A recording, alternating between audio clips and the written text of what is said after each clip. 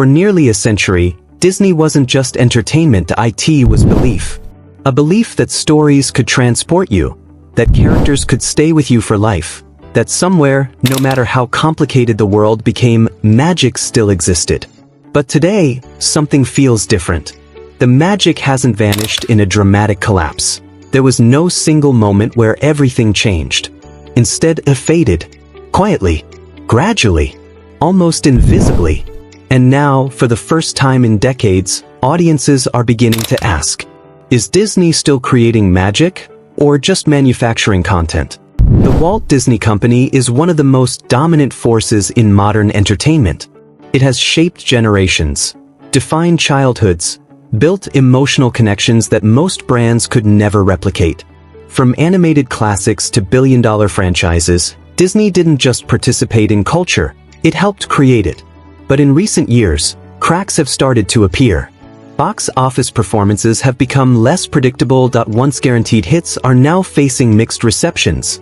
Longtime fans are voicing frustration. Not necessarily because Disney is failing, but because it feels different. Less special, less impactful, less magical. And that raises a deeper question. Has Disney actually lost its magic, or has it simply changed into something else? To understand this shift, you first have to understand what Disney originally stood for. Under Walt Disney, the company was built on a single guiding principle: storytelling above everything else. Films like Snow White and the Seven Dwarfs were not just technical milestones, they were deeply emotional experiences that connected with audiences on a human level. Decades later, movies like The Lion King continued that tradition, resonating across cultures and generations. Disney wasn't simply creating content, it was crafting moments that stayed with people for life. Over time, however, the company evolved. It expanded beyond animation, diversified its offerings, and gradually transformed into something much larger. Through major acquisitions like Pixar, Marvel Studios, and Lucasfilm, Disney became a global entertainment empire. But with that scale, came new pressures. Disney's strategy in the 2000s and 2010s was highly effective and surprisingly simple. Acquire powerful storytelling brands and scale them globally. Marvel Studios revolutionized superhero storytelling with interconnected films. Lucasfilm expanded Star Wars into a cross-platform universe. Pixar continued delivering emotionally rich, critically acclaimed films. The result? Unprecedented dominance. By 2019, Disney controlled a massive share of the global box office, nearly 40% in some estimates. It wasn't just leading the industry, it was defining it. Every major release felt like an event, every story carried weight, every film felt intentional. But dominance comes with a hidden cost. Because once you reach the top, the challenge is no longer growth. It's maintaining it. Success created a new kind of pressure. Disney wasn't just expected to perform, it was expected to keep growing. Constantly. That meant more films, more franchises, more releases. And then came Disney+. Streaming didn't just change distribution, it changed expectations. Suddenly, it wasn't enough to release a few major films each year. Now, Disney needed a continuous flow of content. Weekly engagement, monthly releases, year-round attention. And this is where the shift began. Instead of focusing on fewer, high-impact stories, Disney started producing content at scale. More Marvel series, more Star Wars spin-offs, more remakes, more everything. At first, audiences welcomed it. More stories meant more access, more characters, more worlds. But over time, something changed. What once felt rare slowly became routine. Projects from Marvel Studios, once praised for innovation and forward momentum, began to follow familiar narrative patterns. Meanwhile, Star Wars, which had long thrived as an event-driven experience, shifted into a constant stream of releases. Instead of building anticipation, audiences began to feel saturation. This shift is often described as franchise fatigue. It doesn't mean viewers suddenly dislike these stories. It means the excitement around them starts to fade. When every release is framed as a major event, the sense of importance diminishes. The emotional impact becomes less intense. The urgency to watch disappears. Over time, engagement weakens. Audiences don't actively reject the content, they simply stop prioritizing it. What once felt special becomes expected, and what was once eagerly awaited becomes just another option in an already crowded entertainment landscape. Another major shift lies in how decisions are made. Disney's early success was driven by creative risk. Original ideas, new storytelling approaches, emotional depth. But as the company expanded, its structure changed. Decision-making became more strategic, more calculated, more risk-averse. Instead of building new worlds, Disney increasingly relied on existing ones. Sequels, prequels, reboots. Live-action remakes. From a business perspective, this makes sense. Familiar brands reduce risk, recognizable stories attract audiences.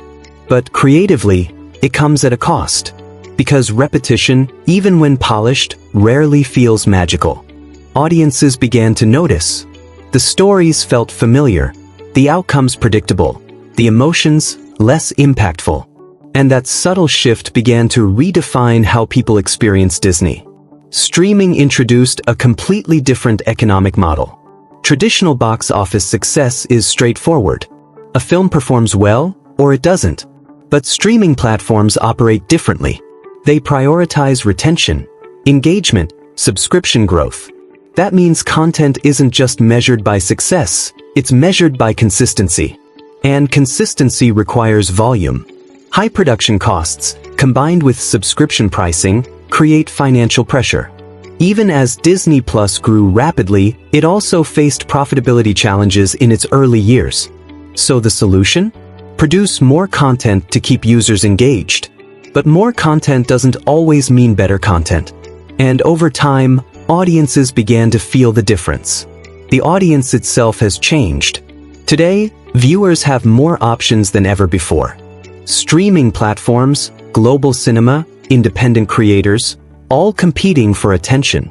A viewer is no longer limited to a handful of studios. They can access Korean dramas, European films, independent YouTube creators, all within seconds. This creates a new standard. Content must be exceptional to stand out. And audiences are quicker to disengage if something feels repetitive or uninspired. What worked a decade ago no longer guarantees success today. Because attention is no longer controlled. It's earned. As a global company, Disney operates across diverse cultures, expectations, and perspectives. Decisions about storytelling, representation, and messaging are now heavily scrutinized. Some audiences feel Disney is evolving appropriately. Others feel it has shifted too far from its original identity. The result? A brand that once unified audiences, now sometimes divides them. And for a company built on universal appeal, that shift matters. Because perception shapes experience. And experience shapes connection. The truth is, Disney didn't suddenly lose its magic. It optimized it. It scaled it, standardized it, systemized it. And in doing so, it changed it. Because magic isn't something that can be engineered.